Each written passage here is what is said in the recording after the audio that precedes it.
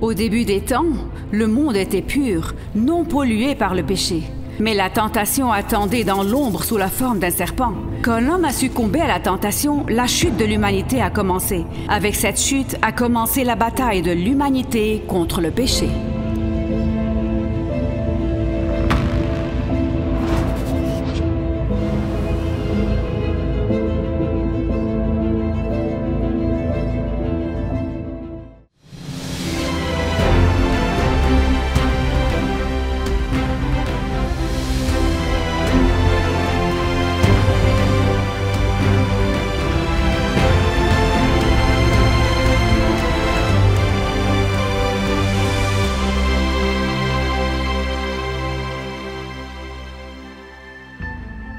La tromperie est l'une des armes les plus redoutables de l'ennemi.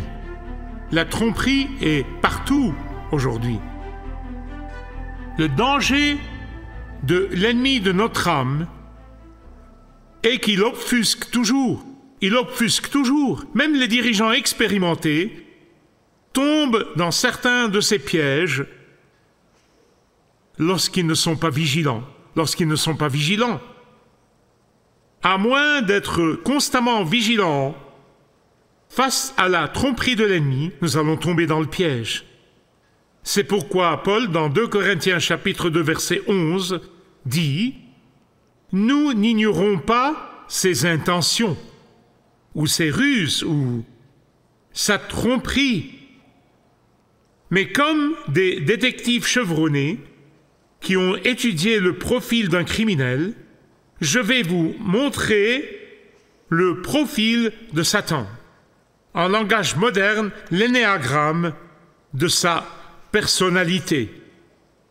Comme un détective chevronné qui étudie l'esprit criminel, le caractère criminel, les intentions criminelles et les méthodes criminelles, je voudrais vous présenter aujourd'hui un profil en 7 points de Satan, de l'œuvre satanique. S'il vous plaît, si vous voulez prendre des notes, allez-y. Voici les 7 points. Voici son premier profil de personnalité, remettre en question l'autorité. Vous ne serez pas surpris par celui-ci. Il rejoint une église ou fréquente une église, prétend être sympathisant, c'est un maître dans la forgerie, il aime les célébrités et les prédicateurs célèbres. Il fabrique des pilules empoisonnées enrobées de sucre. Enfin, il n'attaque jamais ouvertement. Il remet en question l'autorité, en particulier l'autorité de Dieu, en particulier l'autorité de la parole de Dieu. Ne le voyez-vous pas autour de vous toute la journée? Lorsque le diable a remis en question l'autorité de Dieu, il a été chassé du ciel. Et il veut donc que les disciples du Christ fassent de même. Satan a fait exactement la même chose avec Adam et Ève dans le jardin. Il n'est pas venu voir Ève pour lui dire « Hé, ma fille, si tu m'obéis au lieu d'obéir à Dieu, tu finiras avec moi dans le lac de feu. »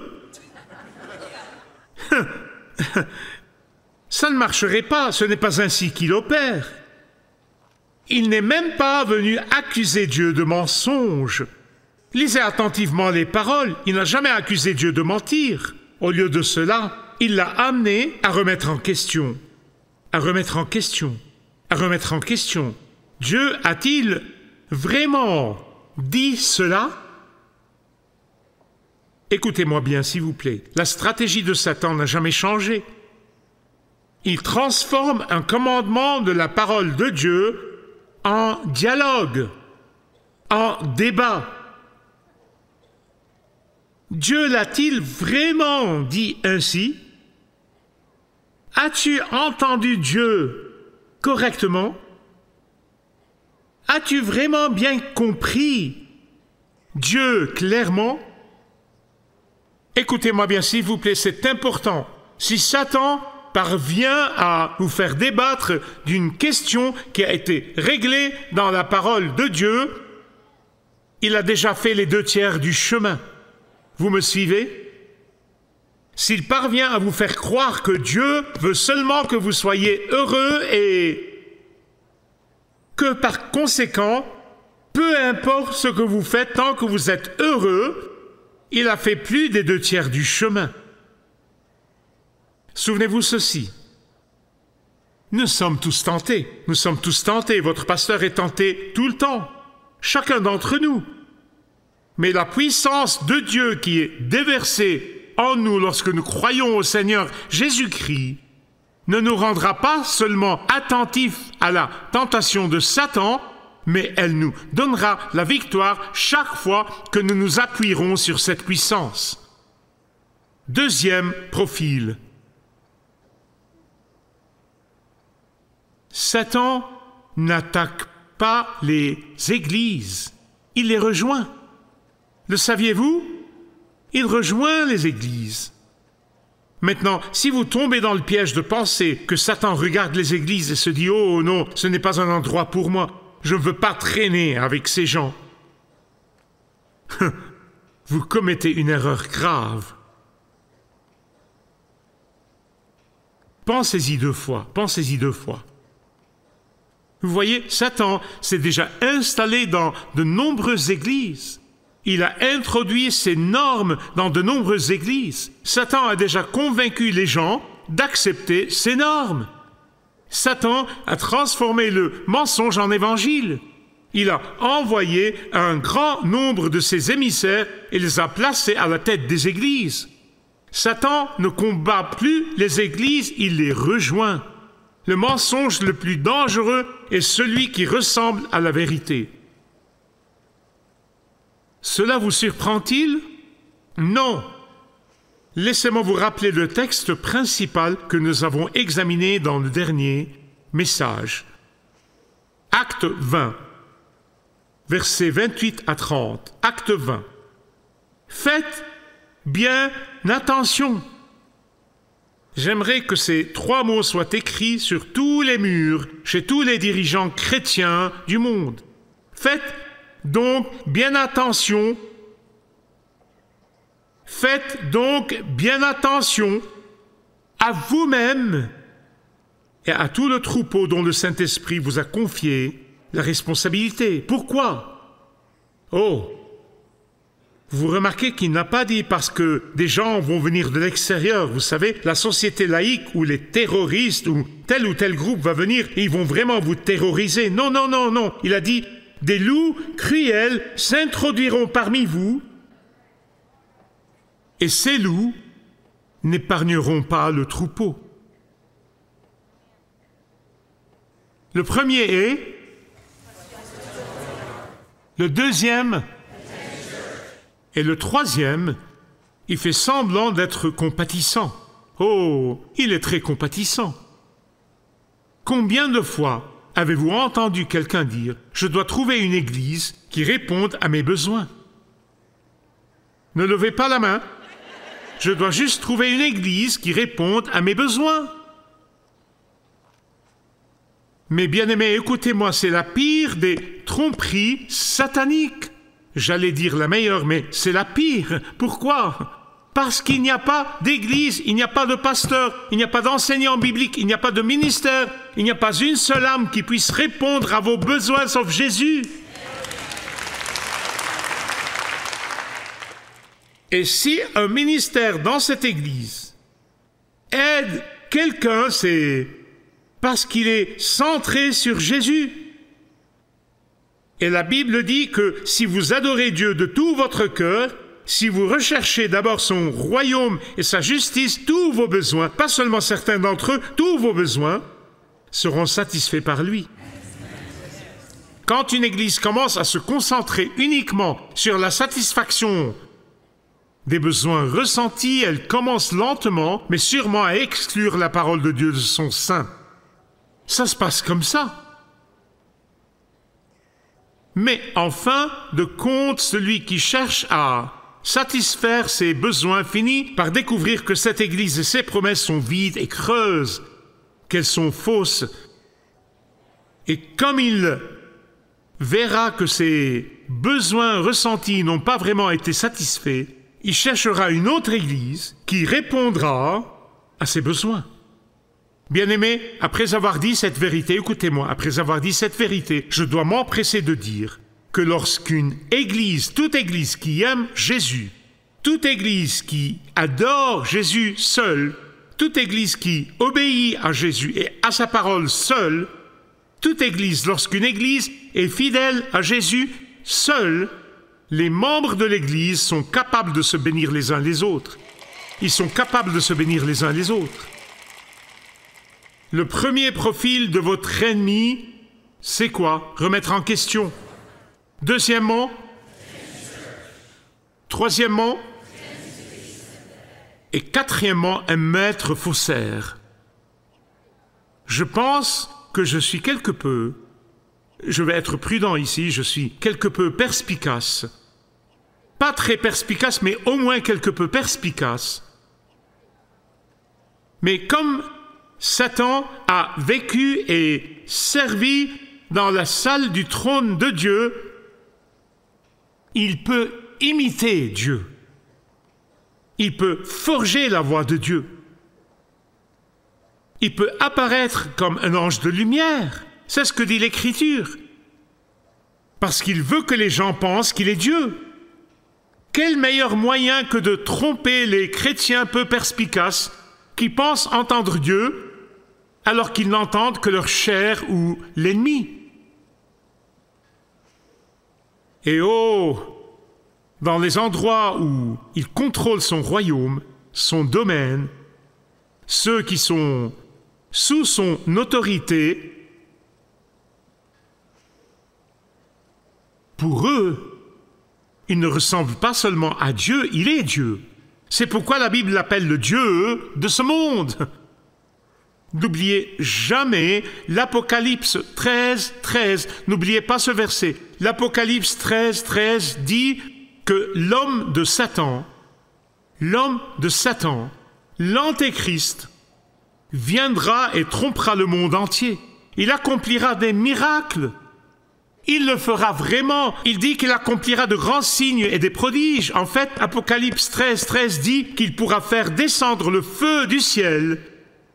Et les gens diront « Waouh, n'est-il pas formidable ?» L'Antéchrist dira à ceux qui ne discernent pas « Voulez-vous des miracles? Oh, je peux faire des miracles. Regardez ça. Adorez-moi. » Bien-aimés, le discernement est quelque chose que l'ennemi de votre âme ne veut pas que vous ayez. Il remet en question l'autorité, il rejoint des églises, il fait semblant d'être compatissant, il est un maître faussaire, il aime les célébrités, vraiment. C'est pourquoi il s'efforce tant de créer des prédicateurs célèbres. Chaque fois que je lis la presse chrétienne et que j'entends parler d'un prédicateur de célébrité ou d'un prédicateur célèbre qui tombe, je me dis, eh bien, je ne suis pas surpris. Vous regardez un ivrogne errant dans la rue et vous dites, ah, c'est le chef-d'œuvre de Satan. Bien sûr, Satan est l'auteur de tout le mal, mais je peux vous promettre que Satan ne veut rien avoir à faire avec cela. Il ne veut pas qu'on lui attribue ce mérite. Écoutez-moi, Satan ne veut pas être associé à ce type de personne. Il n'est pas fier de ce type de personne. Non. Ah, le chef-d'œuvre de Satan, c'est quelqu'un qui est accepté par les médias, quelqu'un qui est un rockstar, quelqu'un qui suscite l'admiration de millions de fans en délire. C'est ça le chef-d'œuvre de Satan. Quelqu'un qui détient une position de leadership importante, quelqu'un qui est progressiste et qui enseigne que la Bible est un livre archaïque. Quelqu'un qui ne juge jamais le péché, même le péché flagrant. Rappelez-vous, il apparaît comme un ange de lumière.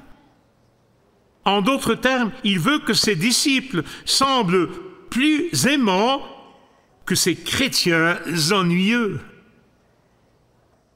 Quelqu'un qui ne prie jamais au nom de Jésus en public parce qu'il ou elle est très sensible envers ceux qui ne sont pas chrétiens. Ne les offensez pas, ne les offensez pas. Je préfère les offenser sur terre et les amener au paradis plutôt que de les voir aller en enfer et me maudire pour l'éternité.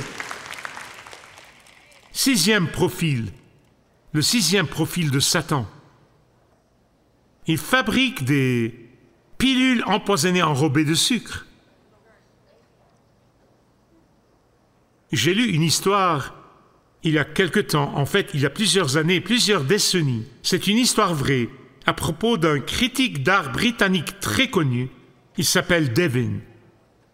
Un jour, Devin a emmené sa jeune fille à la mer en Angleterre.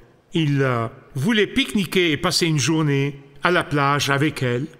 Et il a tout essayé pour convaincre sa petite fille d'entrer dans les eaux froides de l'Atlantique, mais en vain. Je peux vous dire que j'ai mis les pieds dans l'eau une fois en plein été et que je me suis enfoui en courant.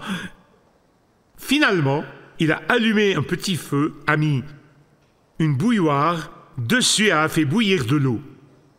Puis, avec beaucoup de théâtralité et de panache, il a dit « Regarde ma chérie » et il a commencé à verser l'eau bouillante dans l'océan. Tu vois, l'eau est chaude maintenant. Et la petite fille n'a pas vu l'eau froide de l'Atlantique, mais l'eau bouillante dans la bouilloire, et elle a couru joyeusement vers l'océan. Mes bien-aimés, vous pouvez appliquer cela à tous les domaines de la vie. Vous pouvez l'appliquer partout, à vos affaires, à vos relations personnelles. Pour ceux d'entre vous qui sont célibataires, vous pouvez l'appliquer aux rencontres amoureuses, à la gestion financière, l'appliquer partout, car l'histoire de cette petite fille illustre comment l'ennemi de votre âme vous tend la perle brillante, il vous tend la perle étincelante, et il vous tente de plonger dans l'océan du mensonge et de la tromperie. Et beaucoup y plongent. Passons en revue le profil de personnalité de votre ennemi. Il remet en question, il rejoint, il fait semblant, il est un maître, il aime, il fabrique. Enfin, pour terminer, le septième, il n'attaque jamais de front. Il n'attaque jamais de front. Il reste au moins quelques péchés que les croyants peuvent condamner comme étant des péchés graves, l'un des grands péchés. Ah, mais écoutez-moi, il existe des péchés socialement acceptables et sur ceux-là qui se concentrent, en particulier pour ceux qui aiment le Seigneur et aiment la parole de Dieu. Des péchés socialement acceptables. Pourquoi? Pourquoi sont-ils devenus socialement acceptables? Parce qu'ils sont si répandus que nous nous y sommes habitués, nous nous y sommes simplement habitués. Les commérages, le manque de pardon, l'orgueil spirituel et la jalousie, et la liste est longue, très longue. N'oubliez pas que Satan n'est pas stupide. Il ne l'est vraiment pas. Il sait que ce sont des péchés socialement acceptables. Ah, mais écoutez, ils peuvent neutraliser votre efficacité. Ils peuvent neutraliser votre témoignage. Ils peuvent étouffer l'Évangile. Ils peuvent détruire l'unité chrétienne. Et donc, il entre par ces portes dérobées. Pourquoi? Parce qu'il sait. La plupart des chrétiens qui croient en la Bible, lorsqu'ils commettent des péchés par la grande porte, pour ainsi dire, lorsqu'ils y succombent, ils vivent une expérience douloureuse ou pleurent sur leurs péchés, ils se repentent et s'en détournent. Ah, mais ces péchés commis par la petite porte, nous ne les remarquons même plus. Nous ne les remarquons pas. Mais je voudrais conclure en vous racontant une histoire qui m'a été répétée sans cesse lorsque je grandissais en Égypte. Au 5e siècle, un homme saint célèbre passait son temps à prier et à méditer dans le désert. Cet homme était si vertueux que Satan lui a assigné de nombreux démons pour le piéger. Mais ils n'y sont pas parvenus. Ils ont utilisé les méthodes habituelles, pensée lubrique, la fatigue pour l'empêcher de prier, la faim pour le faire abandonner son jeûne et toutes les autres méthodes habituelles. Mais quoi qu'il lui inflige, il remportait la victoire. Satan, agacé par ses démons, a pris les choses en main personnellement. Et le diable s'est approché de lui, très doucement, très calmement, et lui a murmuré à l'oreille pour le prendre au dépourvu. Il a murmuré doucement. Il a dit, tu sais, ton frère vient d'être nommé évêque d'Alexandrie. Instantanément, la mâchoire de l'homme saint s'est raidie, ses yeux se sont plissés et ses narines se sont dilatées. « Évêque d'Alexandrie? Mon frère a été nommé évêque d'Alexandrie? Quel outrage !» Au fait, c'est une légende, ce n'est pas une histoire réelle, mais on me l'a enseignée comme si elle l'était, alors j'ai commencé ainsi, mais je dois vous dire la vérité.